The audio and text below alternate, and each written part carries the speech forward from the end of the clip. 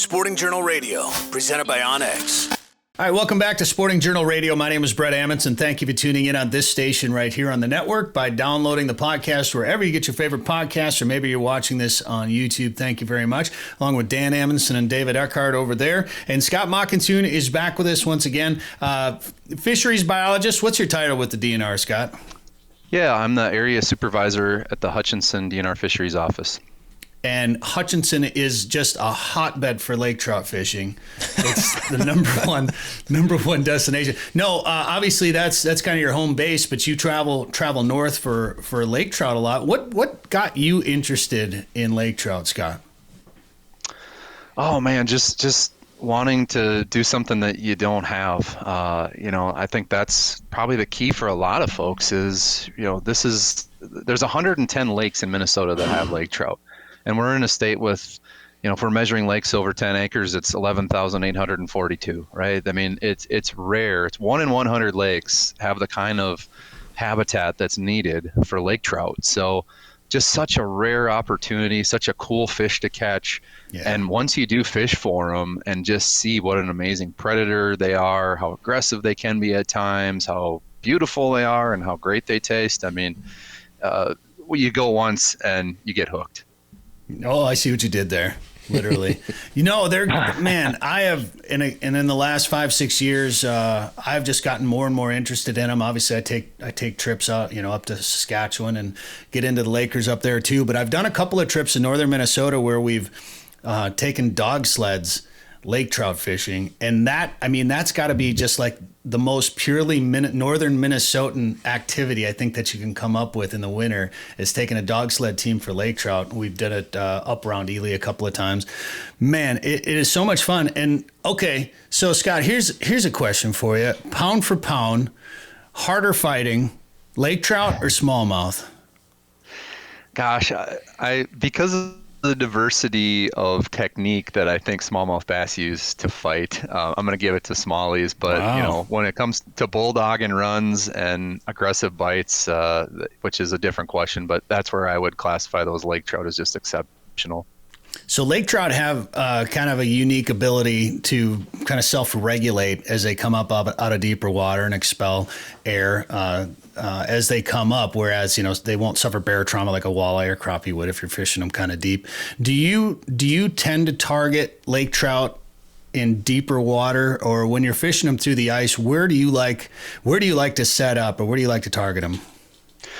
So Brett, you kind of led into it. We just wrapped up a DNR presentation on ice fishing for lake trout. And part of it is to tie what we do as biologists with what you're doing as an angler. And you hit the nail on the head there where we're talking about lake trout being physostomous. And that's referring to their gas bladder. There's a pneumatic duct that allows them to regulate that gas bladder and quickly move up and down through the water column. And the beauty of doing this in the winter when you're fishing them vertically through an ice hole is you see that behavior on display. They chase that lure up and down. It's one of my fishing guide friends refers to lake trout as burp sharks. Yeah. And what he's talking about is, you're catching this fish that fights hard, and when it's coming up, it's releasing out of that pneumatic duct, it's releasing air, and there's that burp. So there comes all those air bubbles. But answering your question, and I talked about this on the presentation. I like to set up on structural elements that form something of a backstop. So if I can find a rock pile, a sunken island, if I can get out on a point, if I can find something that a lake trout is going to be in the immediate area, it's adjacent to deep water. But typically I'm anywhere from 20 to 60 feet, and I like something rocky that they can, herd those schools of ciscos or smelt up against and feed on. They're so aggressive. I think that's what makes them so much fun. They're so fun, and you can see them even when they're passive, and you're struggling to get a bite. A lot of times you can still get them to chase 60 feet, depending on how deep a water you're in. But just watching them go up and down on your electronics, chasing it back and forth, I think is one of the more fun aspects to that fish.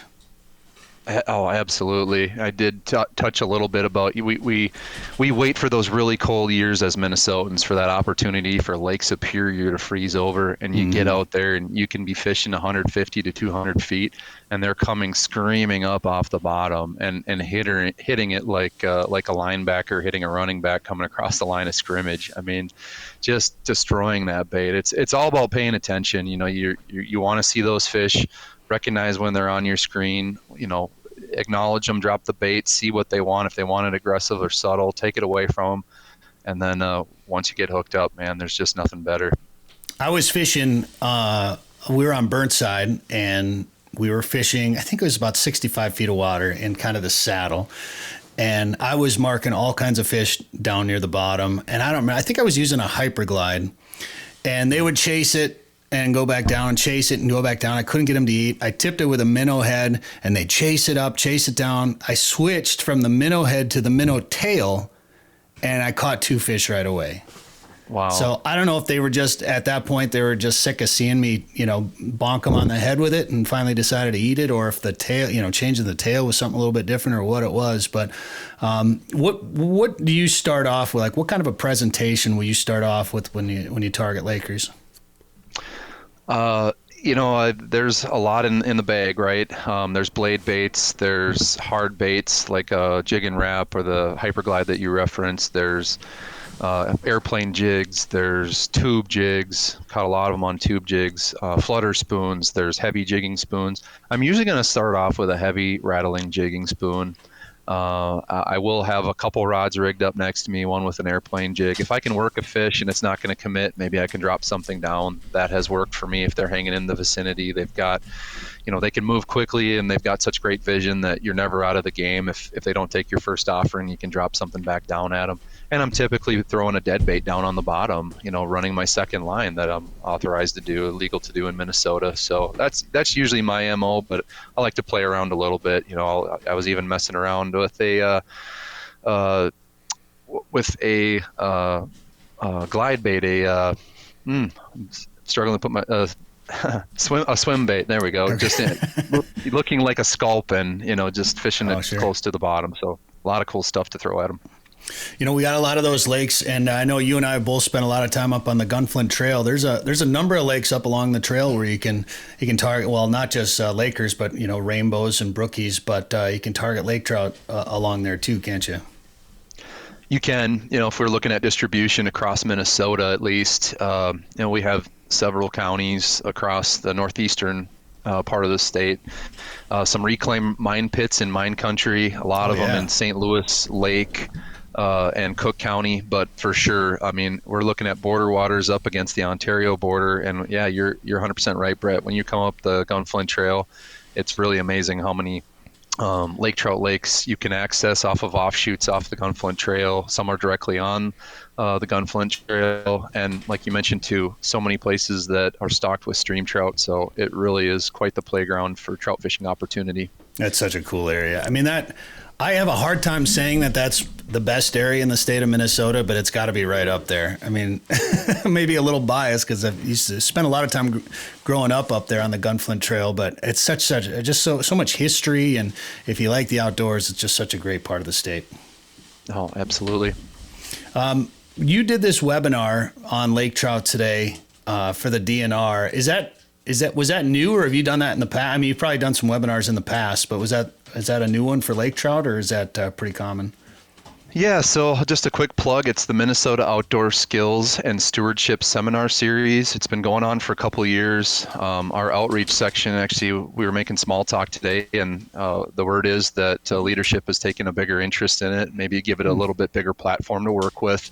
I gave a talk on flathead and channel catfish river fishing, on pan fishing with your kids, and now this talk on ice fishing for lake trout. But if you're into the outdoors and there's something you've wanted to try, and I think, Brett, Dan, David, all of us are into the outdoors in a real serious way and do a little bit of everything. I consider myself a jack of all trades and a master of none. When you want to try those new things that are new to you and you don't have someone to apprentice underneath, this is a great way. Whether it's shed hunting or it's searching for morel mushrooms, or it's your first white-tailed deer hunt, whatever the topic might be or the thing is that you want to try, it's a great resource. So, I think it's all about sharing the outdoors, and that's the goal of the Moss Seminar Series.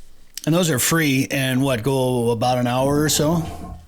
Yeah, that's correct. And the beauty of it is you register, you can see it live, but then they're also recorded and captioned and uploaded to YouTube. So eventually all that information is out there for folks to check out. Is that like, is there, Q&A? Could I bounce questions off you, or are you just kind of presenting?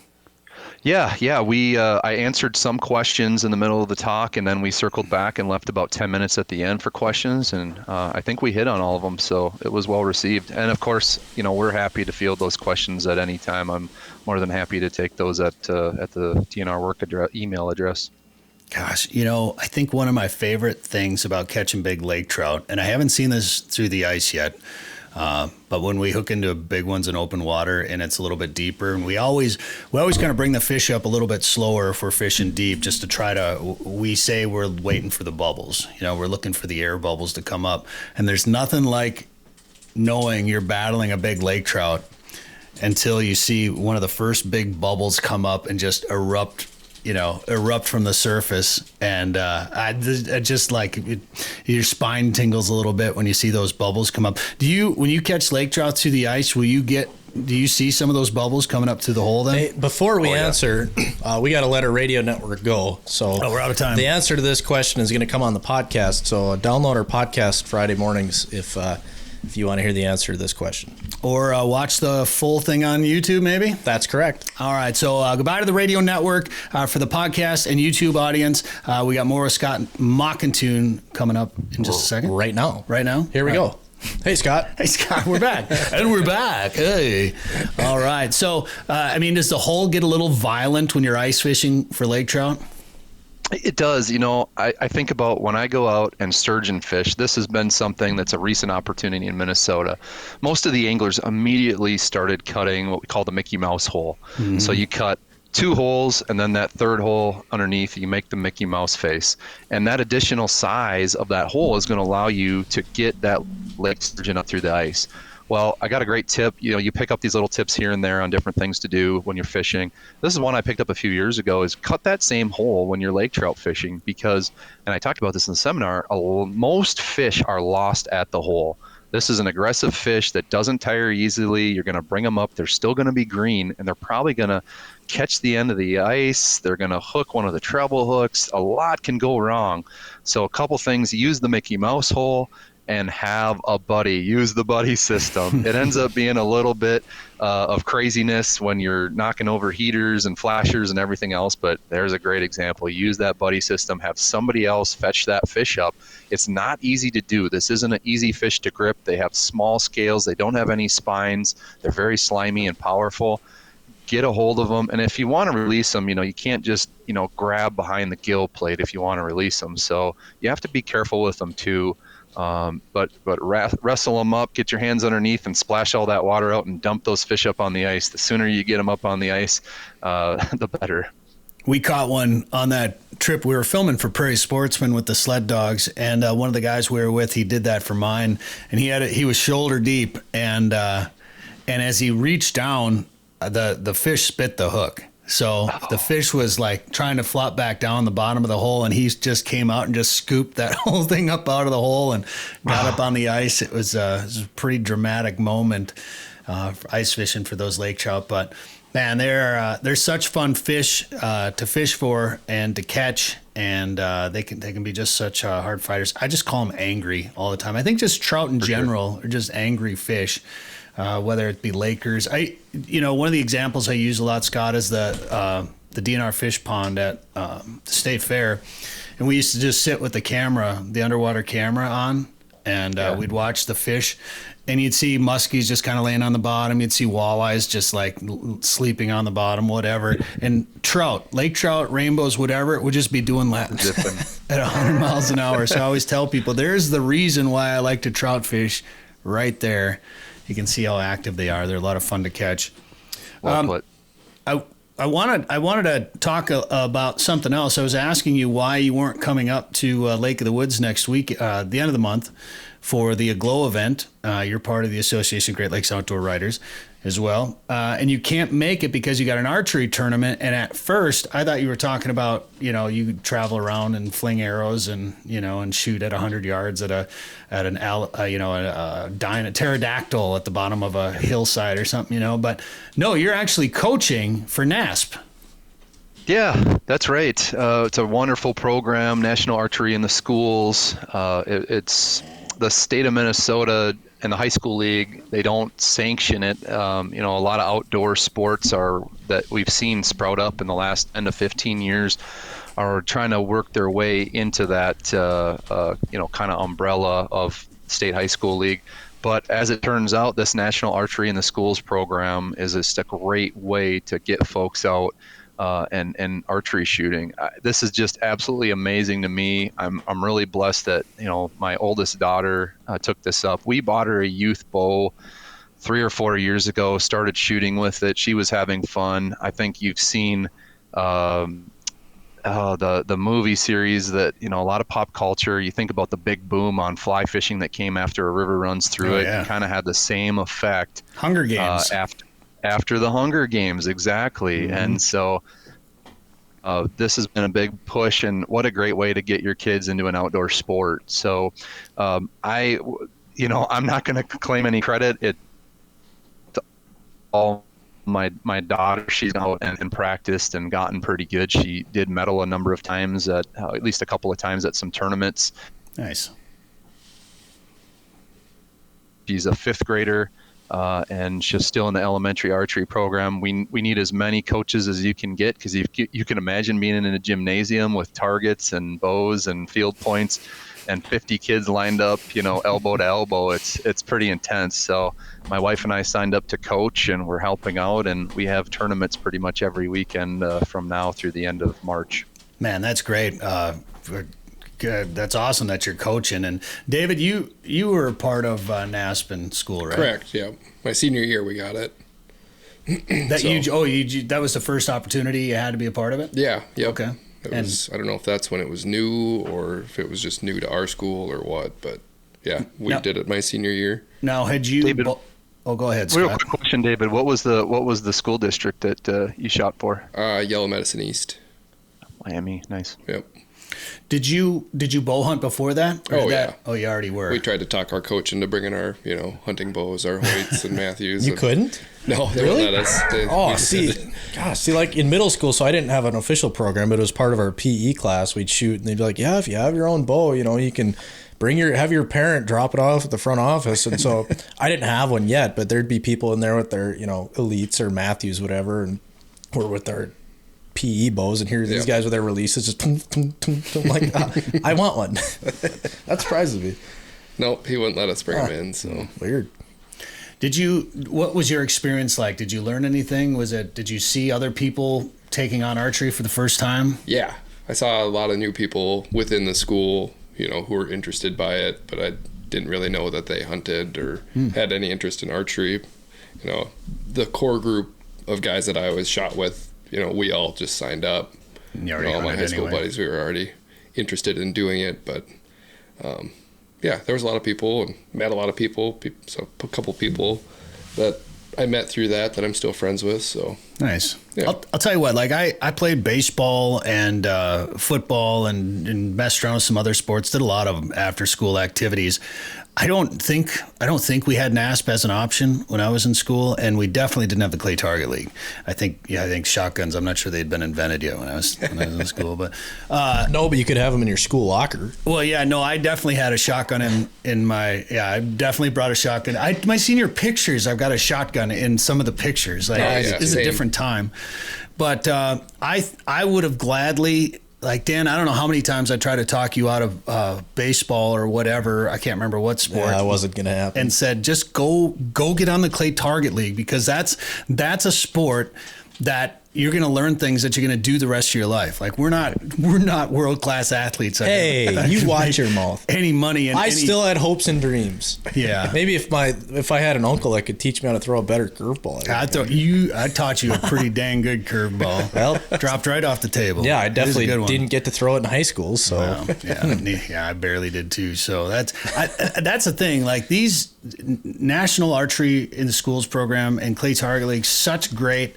opportunities to introduce kids. When people ask the question, what do we need to do to get more kids into the outdoors? There's two giant answers for you right there, and it's part of this, essentially part of the schools, and it's a great way to introduce kids to the tools that will be used in the outdoors. And I think it's great that you're a part of it, Scott. Yeah, we're lucky to have built up a really great program here. I'm not leading by any means. There's other head coaches. There's a head coach. There's level coaches for elementary, middle, and high school. It's just fun to be a part of it. It's just nice to see the kids make progress, and you just make small corrections and you see them get better and better, and you see it through the course of the year, and you see it as they advance. I mean, if you come to one of our practices and you look at a target for the elementary, you're going to see some spread around that bullseye. And then as you get to the middle school, it's a little tighter. And then it's to the high school and it's tighter. It's like, man, these kids get really good in a hurry. And just what you said, that this is such a great introduction to the outdoors. You start looking at all their bow cases that are sitting next to the stands, and there's stickers for fishing and hunting and getting outdoors. And it's like, this is the gateway. This is something for the non-athletes, and it's something for folks to work on improving their skill sets, working on focusing, slowing down. There's definitely real life skills that apply here to becoming a better archer, but also, how your approach to life. Absolutely. Well, we'll look for that webinar on the DNR. DNR's got a YouTube channel? Yes, they do. Yep. Check them out. Yeah.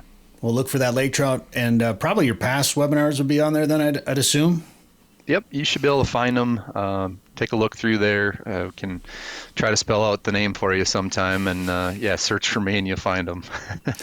And then you wrote some stories about your trip up to Lake of the Woods. Where can we find an article about your trip up there? Yeah, the Lake of the Woods trip was on the Mankato Free Press website, and if you look in the outdoors section, you'll find columns from myself and Roy Heilman, an additional UGLO member. Does a nice job, so we'll plug for him. And I read Roy's too. It sounds like he's had a little bit of a struggle this winter. It's been tough. We've got a lot of snow, but if nothing else, I enjoy Roy for his humor and typically self-deprecation. Absolutely. All right. Well, Scott, Mackenthun, thank you for the time today. Keep up all the good work, and we'll send you pictures from Lake of the Woods while we're up there. I appreciate that. I'll try to do the same. Thanks, everybody, for listening, and good luck fishing. Yeah, good luck on opener, Scott. You bet. All right. Thank you, Scott. Thank you, Dan. Thank you, David. And thank you for listening / watching. We'll see you next week. Hear more at sportingjournalradio.com or wherever you get podcasts. Live Target, the leader in Match the Hatch, is back with new lures that also match the action. Introducing the Live Craw. The Live Craw is irresistible to bass, walleye, and other freshwater species. FTech's winner, the Ultimate Frog, looks and acts just like a swimming frog. With an exposed ultra-point mustad hook and replaceable legs, the Ultimate Frog has 2 styles, 2 sizes, and 8 colors. And iCast and FTech's winner, the Live Shrimp, mimics a fleeing shrimp for saltwater anglers. Coming soon from Live Target.